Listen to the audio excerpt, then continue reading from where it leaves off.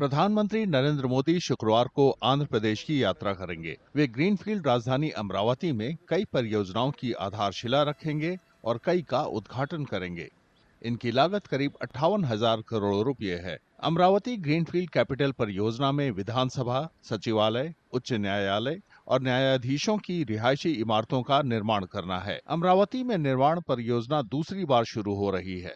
इससे पहले पीएम मोदी ने अक्टूबर 2015 में परियोजना की आधारशिला रखी थी। अगले 4 साल तक टीडीपी सरकार सिर्फ कुछ अस्थायी इमारतें ही बना पाई।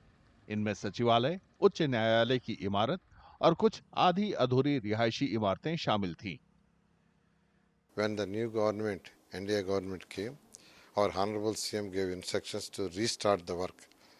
So already we gave tenders for 50,000 crores, and our Honorable CM actually requested Honorable Prime Minister.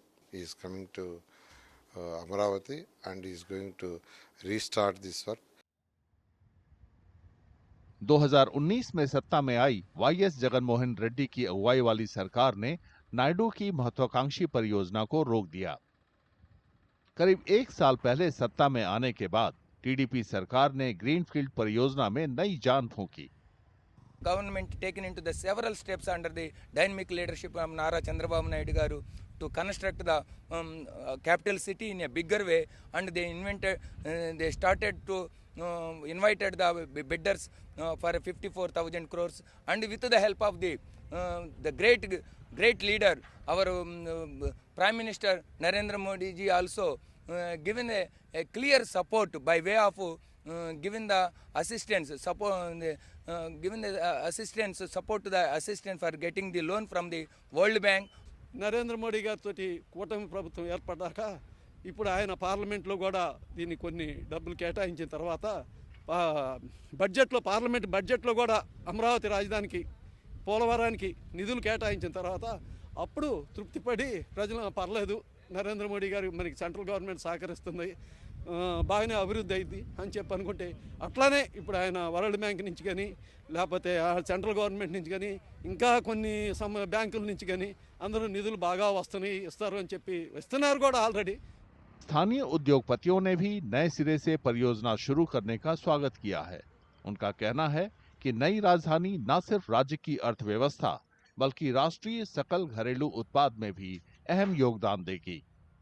Amravati capital rebuilding is a very must for the state to gain a economic growth as well as the major contribution from the state to the capital country's GDP.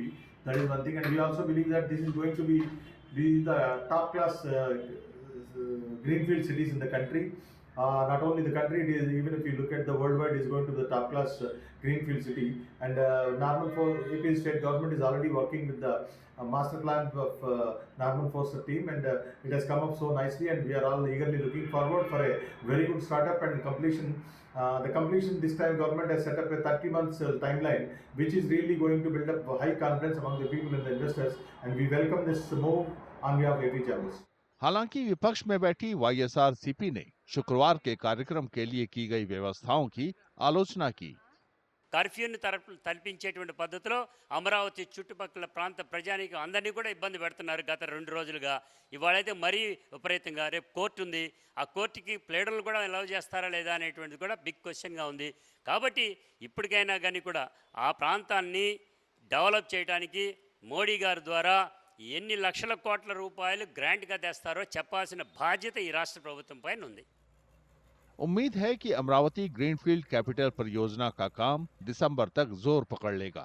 अधिकारियों ने बताया कि नए सिरे से परियोजना शुरू करने से करीब 1 लाख करोड़ रुपयों का काम दोबारा शुरू होगा। मुख्यमंत्री दफ्तर की एक प्रेस रिलीज के मुताबिक इस क्षेत्र का विकास विकसित भारत 2047 की तर्ज पर मॉडल राजधानी के रूप में किया जाएगा।